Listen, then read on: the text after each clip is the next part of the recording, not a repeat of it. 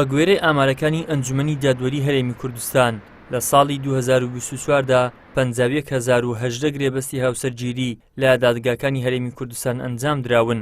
لە بەرامبەریشدا 12,384 حاڵەتی جیابوونەوە تۆمار کراون کە دەکاتە لە سەدا 24. پارێزەرێک بەرزی ڕێژەی جیابوونەوە بۆ لێکتێنەگەیشتنی هاوسەران دەگەڕێنێتەوە یاخود کەم تەرخەمی دایک و باوکان لە هۆشیار نەکردنەوەی منداڵەکانیان بەر لە هاوسەرگیری سەبارەت بە پرۆسەکە. نەبوونی ڕۆشنبیریەکی گشتی لەلایەن دایک و باوکانەوە کە ڕێگا ئەدەن لە تەمەنێکە یاخود لە سنوورێکە کچەکانیان یاخود کوڕەکانیان هاوسەرگیری بکات.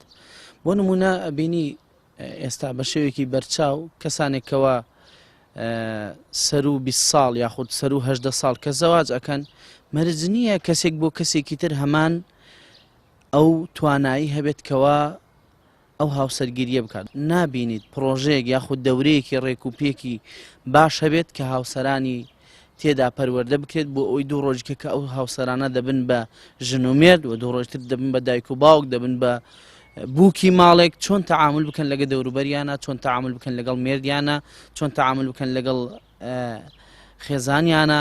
ئەمانە هەمووی هۆکارێکە کە وا دەکات جیابوونەوە زۆر بێت.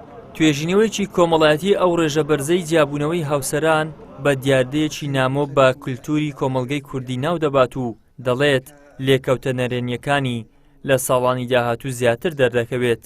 ئەم ڕێژەی جیابوونەوە یاخود ڕێژەی تەلاقا بەنسبەت هەم کولتوریمە و هەم ئاینیمە ڕێژەیەکی نامۆیە و خەڵک ئێستا کە زۆر پێشتێکی نامۆ و ناساییە هۆکارەکەی ئەوەیە کە لە وڵاتی مە یاخود لە کولتوری ئێمەدا یان لە دینی ئێمەدا ئەو شتە نییە ئەکرێت هاوسەرەکەت چ پیاوەچە یاخود ئەوەی بەرامبەری ئەکرێت ڕۆژێک لە ڕۆژان نەخۆش بێت جوانیەکەی فەوتێت.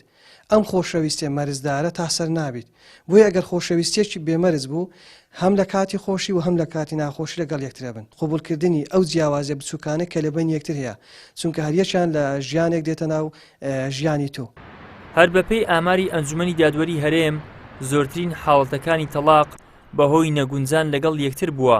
جیابوونەوەی تەمەن، خیانەت و هۆکارەکانی ئابووری و تۆڕە کۆمەڵایەتیەکانیش لە هۆکارەکانی دیکەی جیابوونەوەی هاوسەران بوون. ئیدریس محەممەد، کەناڵی ئاسمانی پەیام، هەولێر.